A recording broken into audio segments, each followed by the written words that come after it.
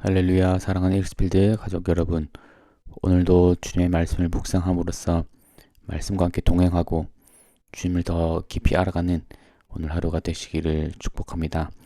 2024년 5월 22일 수요일입니다.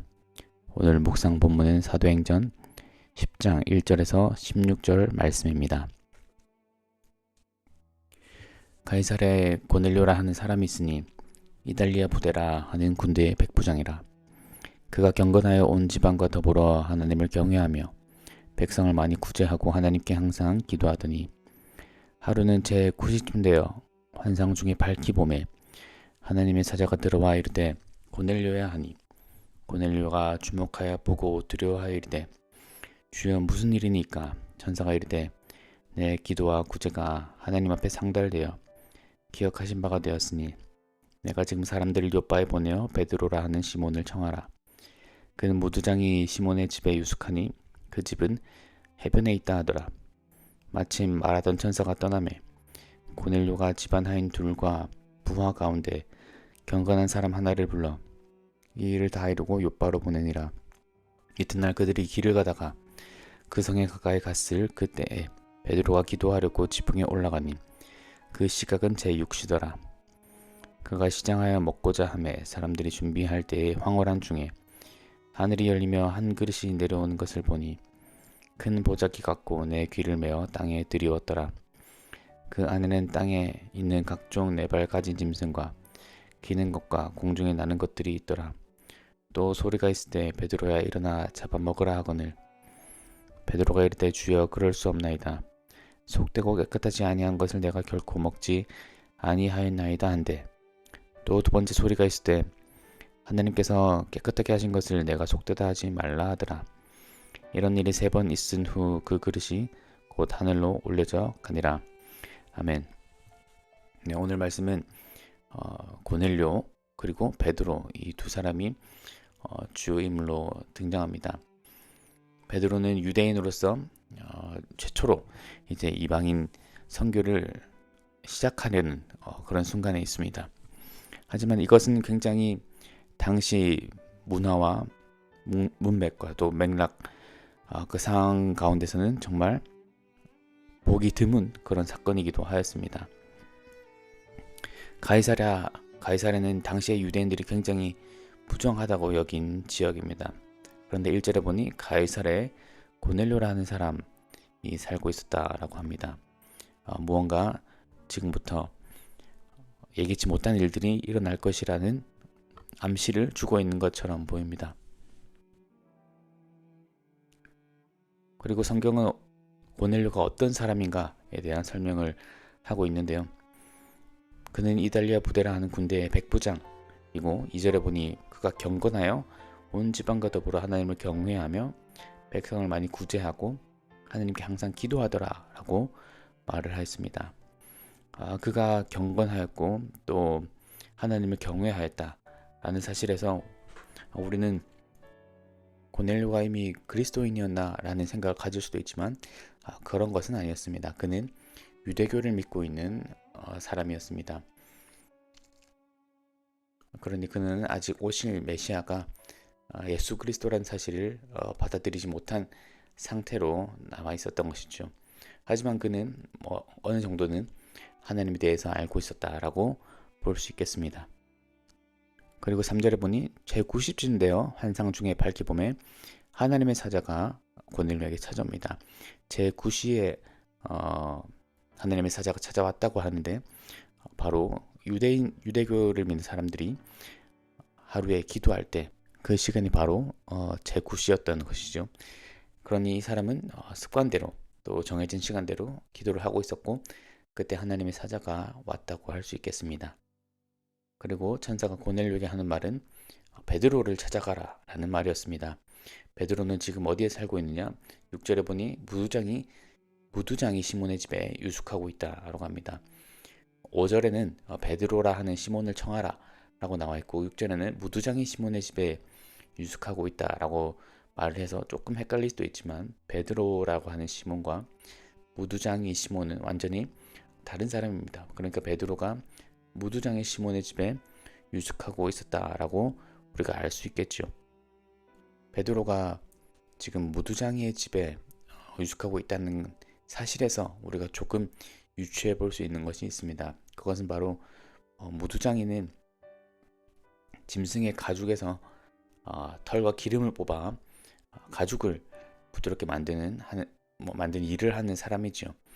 하지만 그때 당시 그 문화적 맥락에서 죽은 짐승을 만지는 것은 굉장히 부정하다고 여겨졌던 일이었습니다.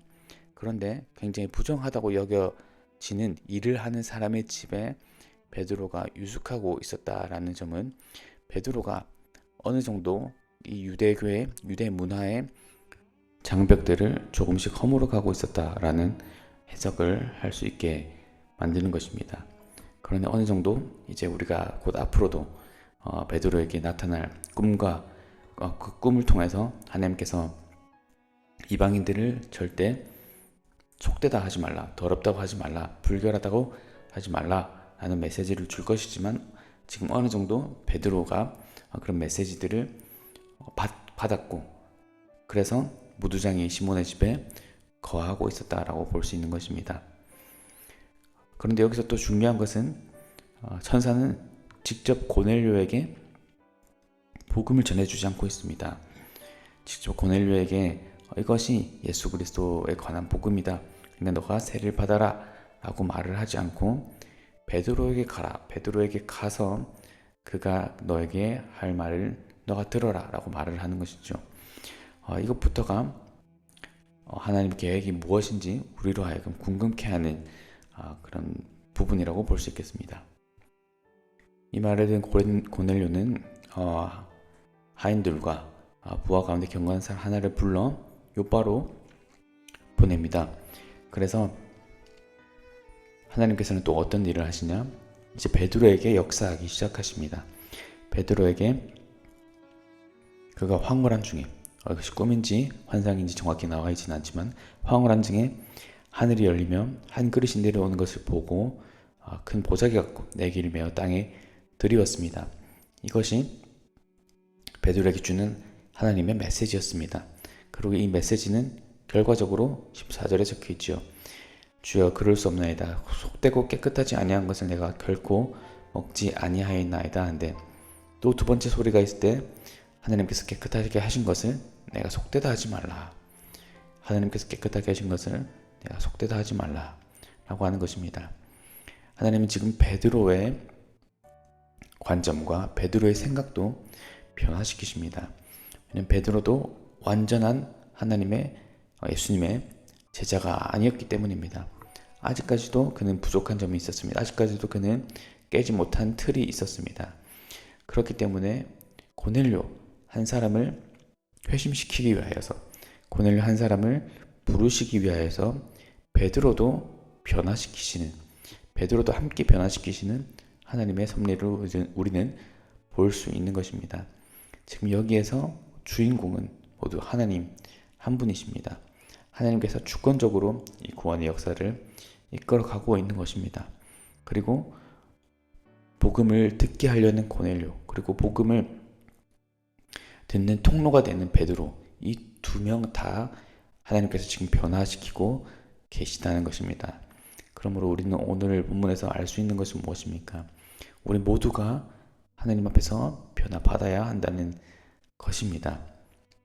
우리는 그렇게 생각할지 모릅니다. 우리는 믿은 연수가 오래되었기 때문에 혹은 많은 신앙생활의 경험이 쌓였기 때문에 우리는 어느 정도 어떤 위치에 올라와 있다라고 스스로 생각할지도 모릅니다. 하지만 그것은 분명한 교만인 것이죠.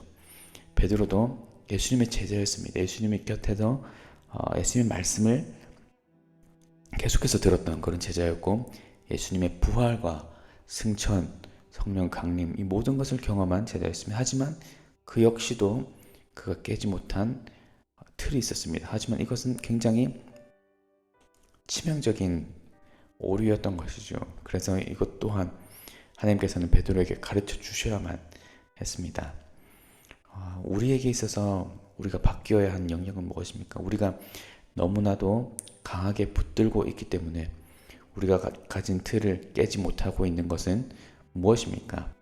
만약 우리가 우리의 명예, 우리의 자존심, 우리의 영광, 내 자신 높아지는 것에 그것을 붙잡고 있다면, 그것이 우리의 우상이 되고 있다면, 우리는 그것을 알아채지도 못한 상태에서 그 죄를 계속해서 범하고 있을 것입니다. 모든 공과 모든 결과를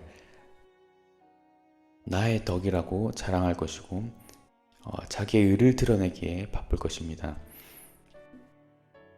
하나님의 영광, 하나님의 은혜를 드러내기보다, 다른 사람을 높이기보다 내가 높여지기 위하여서 더욱더 애를 쓰고 있는, 교묘하게 애를 쓰고 있는 나 자신을 발견하게 되는 것이죠.